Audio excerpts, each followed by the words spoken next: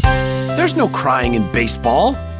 Actually, there is, and a lot of it. Join us for a fun conversation today on Family Vision. Hi, my name is JD Rienow. Welcome to Family Vision with my parents, Dr. Rob and Amy Rienow, strengthening families through practical, encouraging, and real conversations. Rob and Amy Rienow here with Visionary Family Ministries. Thank you for taking this time to be a part of the Family Vision community. We appreciate you. We're going to take a few episodes and talk about parenting and faith lessons and baseball. We've got 4 boys that have all played or are playing baseball. Millie did a season of softball. Yep. And I've coached a lot of years, not every year. I'm coaching Rush's 5th and 6th grade Park District team right now. And honey, you're a baseball mom. Not an easy job, but I ran the math. This is our 46th baseball season right now. Here's what I mean. We had 17 seasons with RW. He played kindergarten through college. That's 17 seasons. 13 seasons with JD, kindergarten through 12. That's 30 total seasons by child. Ray just finished season 10. That's 40 seasons. And Rush is coming to the end of season 6. But your math is off because you're only counting the spring season. Spring seasons, correct. Many of these boys played fall seasons, fall and spring. So it's even more. Multiple times. Yeah, we're definitely up to 50, probably more. That's a lot of seasons of baseball. It's a lot of seasons of baseball. And I have loved it. I really have loved it. Granted, there has been many a time in those years where you're not loving it necessarily in the moment when you're sitting through the rain and the cold, that you've never been more cold in your entire life than the month of April. I still leave all my winter clothes. And I use my winter clothes more in April spring baseball than I did all winter, because you're not sitting outside in winter for 2.5 hours, and you're just sitting there. So, but generally speaking, I've absolutely loved watching the kids play baseball. I've loved watching you coach baseball, which is really surprising because as a kid growing up and watching my dad watch baseball on the TV, I thought nothing could be more boring. It made no sense to me how we could sit there and watch that. I totally did not get it. I thought it was the most boring sport in the world. But in reality, it's one of the most exciting sports to watch. And once you get into it, and I think why we chose to talk about it is that baseball and summer and America, they kind of all three go together. And there's a lot of famous baseball movies that are some of our favorite go-to movies that we will watch over and over again.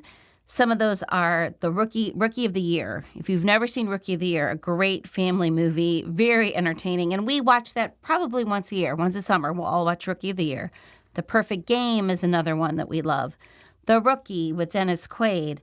$1 Million Arm is a good one. And, of course, there's Field of Dreams. And, in fact, last year we got to go to the Field of Dreams, which was phenomenal. So we really enjoy baseball, all around, everything about it. We go to the Cougars game, major leagues when we have a chance. It's a high enthusiastic Reno sport, I would say. And there's that famous line from A League of Their Own, correct, which is low on the totem pole of baseball, softball movies. I don't think we've even shown that one, but it's good. I like it, but we haven't seen it lately. That's okay. But it's Tom Hanks, and he says, there's no crying in baseball. But there is a lot of crying. Just last night, I still have a little bit of a pit in my stomach, yes, I'll be honest with you. you. We lost a playoff game last night, and multiple kids were in tears during the game and in the circle after the game. We lost on a walk-off hit in the bottom of the 6th. To a team you've lost to the fourth Let's time. not. We have 5 losses this season. That's it, only 5. 4 of them now to this team. But they beat us in extra innings. They beat us by 1. They beat us by 1 last night. I'd really rather not go there. I have to stay focused on the ministry of the podcast. But it is iconic because you're the Red Sox and they're the Yankees. Right, but the Red Sox have won all the World Series in this Yankees have won century. A few World Series. Yeah, but that's old ancient history. In the 21st century, the Red Sox have won everything. Well, that's not true, but we the let point, other teams win Stop. periodically. Okay, I can't go there. Stop. But anyway, I was saying it's been iconic that our Red Sox has lost to this Yankees team. Yeah, but we're going to 4 get them times. Saturday in the championship on championship day. I'm so ready for that. But okay. But you are right that it does make me laugh because everyone quotes that line, "There is no crying in baseball," and nothing could be further from the truth. There is more crying in baseball than any other sport. And Kids you don't just cry in the watch- middle of soccer games. No, they don't. And there's multiple tears, multiple kids breaking down from the time you start t-ball all the way into high school. Even there are more tears, I feel like, in baseball. I was triggered last night a little bit with the tears I saw. It brought me back to 5th grade. I was a pitcher, and the coach left me out there for 14 consecutive walks. That's 11 runs just getting walked in. Of course, by walk 8, I'm crying, like blubbering. You can't pitch while you're crying, blubbering, and the coach just leaves me out there. So I quit after 6th grade. Part of that was they throw curveballs, and I didn't need that in my life. Also, if you look back at pictures of Little League, for people my age, we played in jeans, Yeah, dungarees. right. Rookie tough- of the year, they're still playing tough in jeans. skins. Yeah, I know. That's good baseball. We forgot the most famous baseball movie is Sandlot. Oh, you're right. That's the best one. I mean, and they're all playing in jeans. All-time favorite baseball movie is Sandlot, of course. Sorry. And part of your distracted. job as a coach is to deal with those players' emotions. So if you have a pitcher who's out there crying because he just hit a batter or threw a wild pitch or something, you have to go out. And one of the things I learned from other coaches is they absorb your emotion if the coach is about to walk out to the pitcher's mound. So you smile, walk out, smile on your face, maybe tell a joke. Hey, what did the 0 say to the 8? Something like that, yes, to make it. Do you know the answer to that joke? No, I What did don't. the 0 say to the 8? No, I don't. Nice belt. That's a good one. I've never heard that one See before. that? And then the That's a good pitcher one. snickers Starts to a little calm bit. down. Yes. Say, okay, Yes. let's relax out here. Yes. Well, the reality is baseball teaches a lot of lessons. And when I hear your story, it makes me sad for you because I think by all the years of baseball and seeing good coaching, you realize that you might have continued if you had a different coaching experience. Absolutely. Because you Blame have the to coach. speak into that failure because every kid goes through that level of failure, but they still can be successful at the sport, even though they can experience these deep, like even a season of failure doesn't necessarily mean that you're a bad baseball player. And that's what's so unique to me about the sport. You can have a really good player, have a bad season, and then turn it around and have a phenomenal season the next year or the next time around. But it reminds me of a concept that we've always tried to teach in our home. I'm always crediting S.M. Davis. He said it was so important with your kids that you taught diligence over achievement. And we really took that into heart, that teaching diligence, like to praise your kids for diligence, to praise your kids for working hard, more than you praise them for the achievements that they receive. Because our culture, the schools, everyone is going to notice achievement. But as a parent, you're the one who can see diligence or non-diligence. So you can have some kids who can achieve great levels of success. Let's just stick with baseball. But they may not be very diligent. But because of their natural talent, they're achieving a lot. And then you have other kids that may not be achieving a lot, but they're working very, very hard. And you may not see it, they may not get that praise, but they are growing in diligence. And what you see, especially as we talk about the sport of baseball, that diligence is always going to, the higher you go up, your no natural talent is going to get you to where you need to go if you don't apply discipline and diligence. And we as parents, if we are rewarding that in our home and being super proactive with rewarding diligence, you get diligence and you will also increase achievement. And S.M. Davis rightly says that if you just praise achievement, if you praise it more, you not only don't get diligence, but you decrease overall achievement because everyone needs to grow in this character trait of diligence. Yeah. And part of why there's so many tears in baseball is that it's a game of failure. So for hitters, if you get 10 at-bats and you get 3 hits, so 7 outs, 3 hits, you have more than double the number of fails, more than double the number of outs. But getting 3 out of 10 means you're batting 300, and that's phenomenal. You're an incredible hitter if you can bat 300. If you can bat 300 in the major leagues, you're making millions and millions and millions of dollars. So one of these online coaches that RW found is named Steve Springer. He had such a great quote for parents. He said, "The game is going to provide all the discouragement necessary." So you as the parent don't need to provide any more discouragement to your child playing this sport. The game will provide all of it. And it connects to something that we've really tried to share with our kids parenting-wise. It's this, that the test of who you are is not whether or not you fail, but what you do after that. The test is not whether or not you fail, because everybody's going to fail. Everybody's going to fall short, but what you do after that. So on the baseball field, one of the ways that looks is, it happened last night, as a matter of fact. Rush was playing first base. A ground ball came his way. He misplayed it.